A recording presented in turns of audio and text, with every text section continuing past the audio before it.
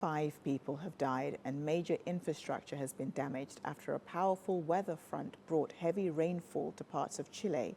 Officials said thousands of people were affected across several regions, with many forced into shelters.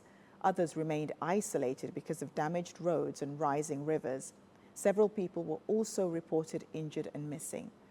Floodwaters have damaged bridges, power infrastructure, and homes across parts of Coquimbo and Atacama. Rising rivers have isolated communities and blocked access to several towns. Chile has declared a state of catastrophe in the north-central regions, meaning authorities can take special measures to manage the crisis.